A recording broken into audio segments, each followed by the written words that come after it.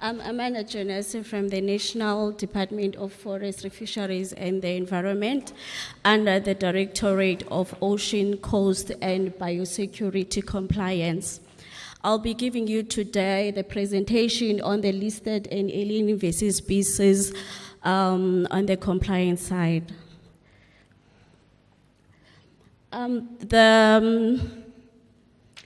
Our mandate under the Subdirectorate of Biosecurity Compliance is to ascertain compliance in terms of the National Environmental Biodiversity Act 10 of 2014 and Alien Invasive Species Regulation GNR number 598 and Alien Invasive Species List as amended. The purpose of this mandate is to prevent the new introduction and unauthorized invasive species into the country, and also to manage the one that existed before the Act came into effective in 2014. The current amendments that are effective now are the one that were published in September 2020. To carry out the mandate of compliance, the department have environmental management inspectors throughout the province. As you can see, that's the only capacity that we have in the moment. So the environmental management inspectors are responsible to conduct inspection in relation with the listed alien invasive species. As my colleague just presented, that we have different categories of alien invasive species. We have category 1A species, which are the species that need immediately action. Then we have category 1B species, which are those listed invasive species that need to be controlled. Then we have category 2 species that requires a permit. Then, as much the permits are being issued for category 2 species, regulation for subsection 3 state that the invasive species must not spread outside the permitted area, and also regulation for subsection 4 state that those invasive species that have spread, that are occurring outside the permitted areas, they have to be considered as category 1B species, meaning that the control of those species have to take place as in terms of the category 1B. Then we have category 3 species which are subjected to exemption and prohibition. However, if those species are occurring on a reference zone, they also have to be considered as category 1B species. That's our functions as the environmental management inspectors in the provinces. We are responsible to conduct routine inspections, which is in terms of Section 31K of the National Environmental Management Act. We do those initial inspections in properties and also in facilities. So when we do the inspection in properties, mainly the residential, private farms, and we mainly do the appointments so that we can have access. But when we do our facilities, we don't make our appointments. We do our follow-up inspection, which is determined by our initial inspection. For example, when we have done the initial inspection in properties where the listed plants are occurring, if the property is less than 1 hectare, then the EMI, they recommend a follow-up, which that follow-up is going to monitor the progress in terms of clearing in that particular farm.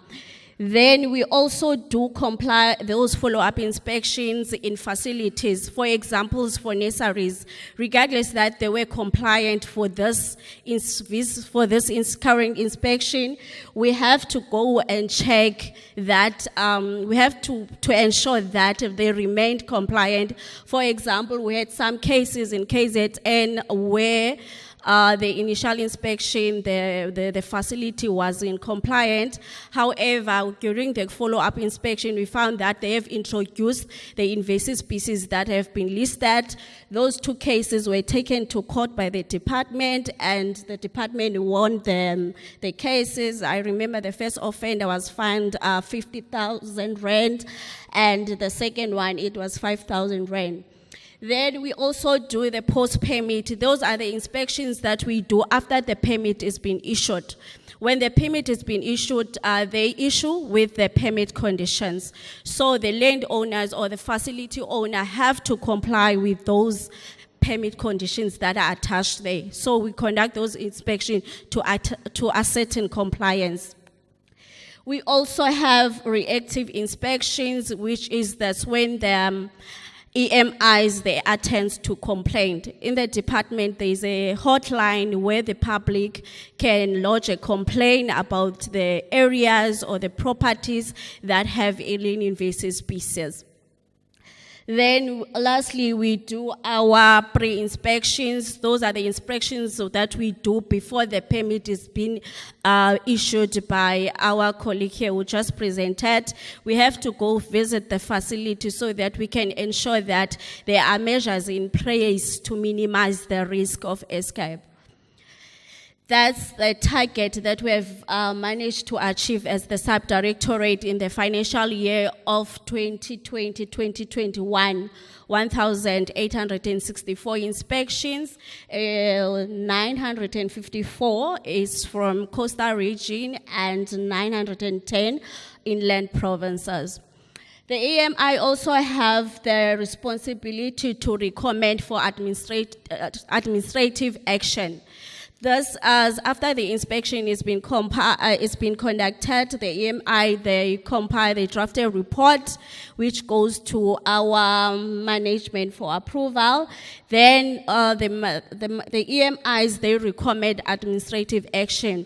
Then the decision of the type of administrative action to be issued is as decided by the enforcement section, which is that administrative action can be in the form of compliance notice, administrative or pre-directive or directives, and also warning letters. Then we also have a responsibility to monitor alien and invasive species control and eradication plan submitted to the department. In terms of Section 76, subsection 2 of the NEMA, all organs of state in all spheres of government, they have responsibility to prepare the control plans for their properties. Once that plan is being submitted to our section, it gets approved by our head of the section. Then once the approval is being sent to the institution to give them a go-ahead to start implementing that plan, then the EMIs have the responsibility to go and monitor the progress in terms of clearing the alien invasive species as per the plan that has been submitted. Okay. Then we also have the responsibility to coordinate, plan, and execute joint operation. Here, that's when we decide and identify the area of concern in the area and plan inspections that will take place throughout the week. And we invite the external stakeholders. There's been operation in the area where the municipalities, NISNA, we have Cape Nature and SANBI and Agriculture Department that have participated in our operations.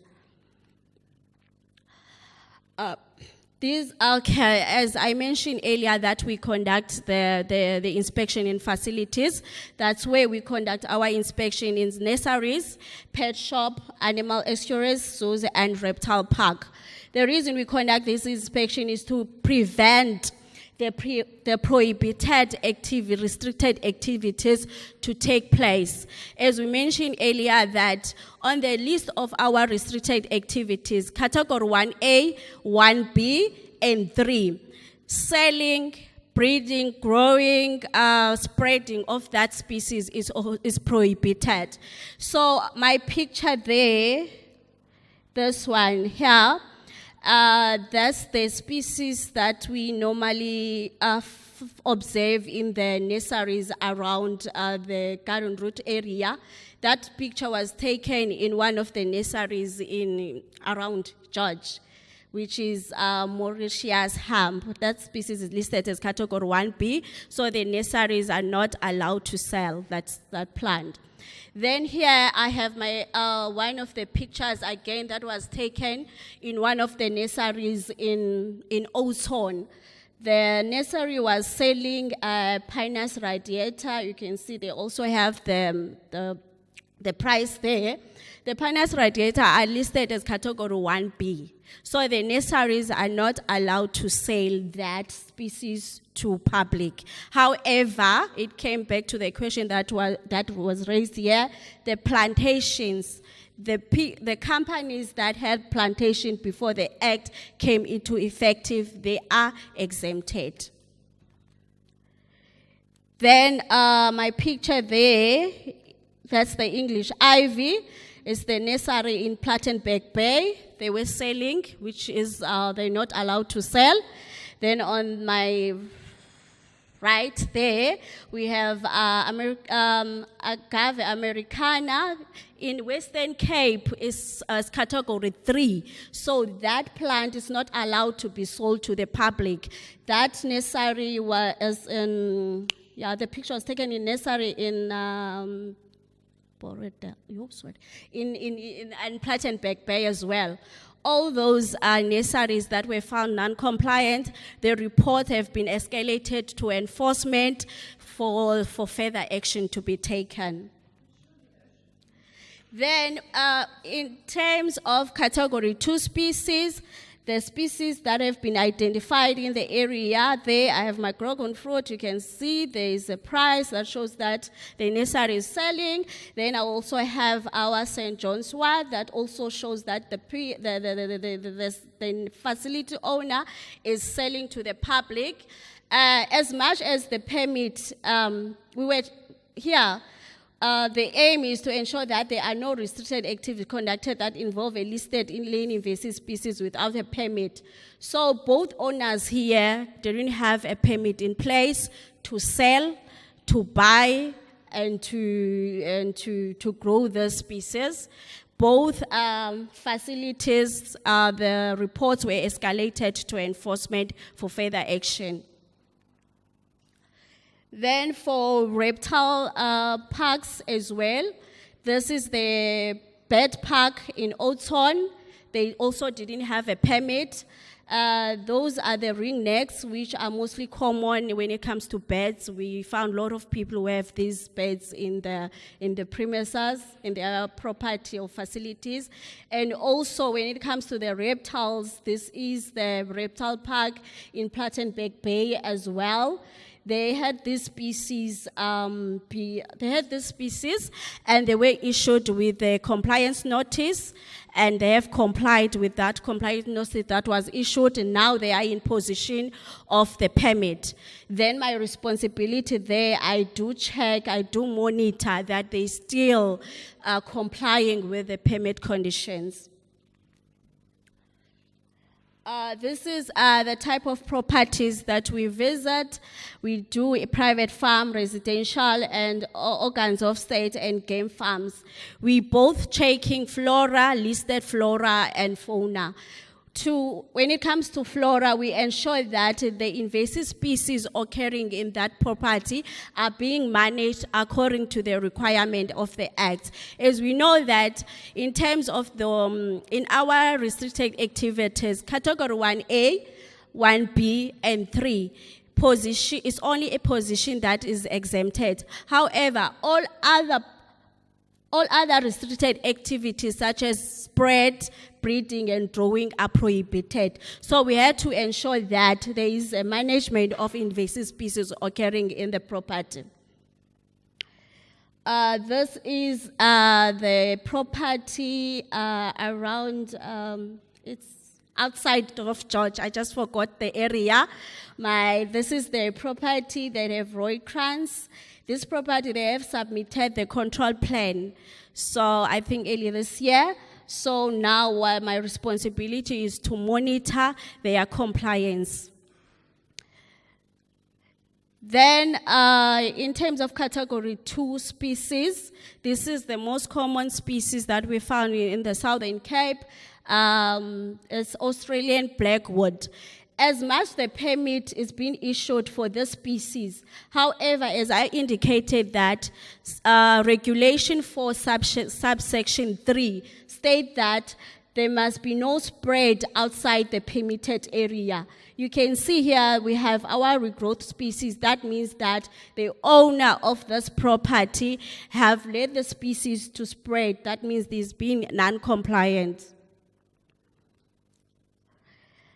Then we conduct the inspections in game farm looking at fauna species to ensure that there is permit in place if they are in position of the category 2 invasive species. So far in the Southern Cape, these are the 2 common species that we found in the game farm, lichwe and dama. I think now there's also a new introduction because 2 weeks back I just received from Cape Nature that there's an owner that have the Barbary sheep that borders the Oudtshoorn and the Eastern Cape. So I still have to go there and do the inspection in that game farm. Landowner duties in relation with the listed alien invasive species. Here we encourage that the owners that have properties where the invasive species are occurring in more than hectare to develop an alien invasive species control plan so that when the environment management inspector visit the properties, they can produce their control plan, then the AMI can start monitoring that the compliance there. Then they also have a responsibility to notify the relevant authority about the listed invasive species occurring in the property, take steps to control the listed invasive species and prevent them from spreading. This obligation, we found them on the Section 73, which is the duty of care of the National Environmental Biodiversity Act. They also have a responsibility to as much they are taking steps in controlling the alien invasive species, they have to make sure that the control method they are using to control those invasive species are environmentally friendly. For example, we have cases where the landowners, they have used excavators in the name of clearing invasive species. So by using those TLB, they contravened another section of the NEMBA Act. With those one, they found themselves in the wrong side of the provincial department because there are other listed activities that get triggered by using the method that are not appropriate. That will be all from me. Thank you.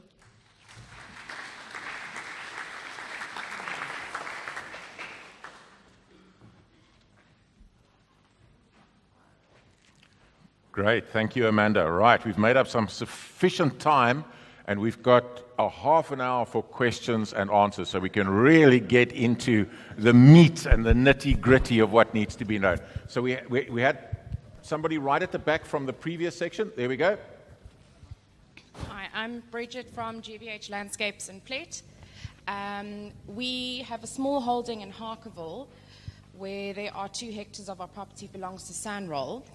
And in Plett we have large areas of SANRAL property that is riddled in wattle.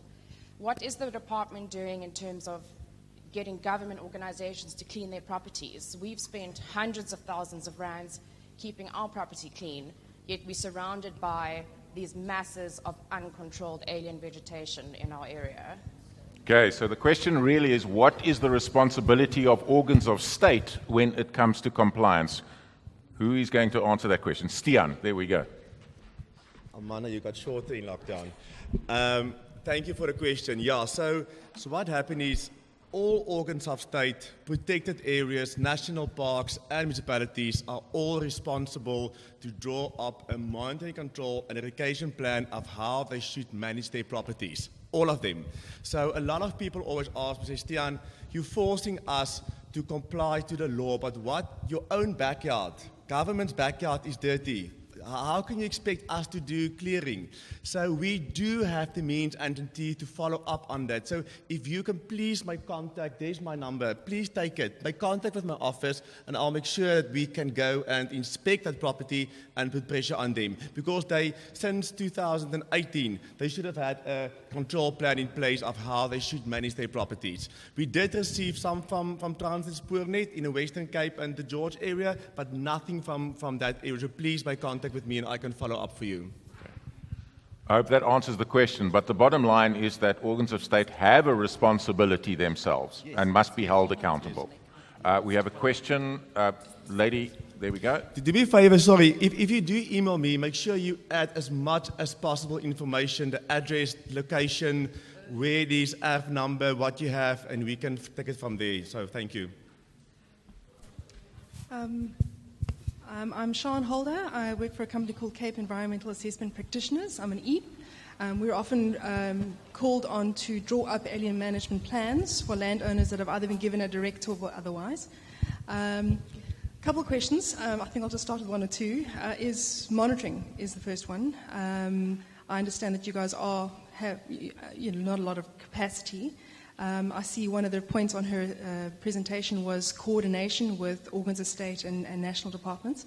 To what extent do you call on, say, Sandparks, Cape Nature, or the local municipality to assist with monitoring of any management plans that you have approved that have a time frame specifically when you are unable to do your monitoring? And I do note a lot of the approvals of these plans don't specify an environmental control officer, for example, who would be tasked to report back to you.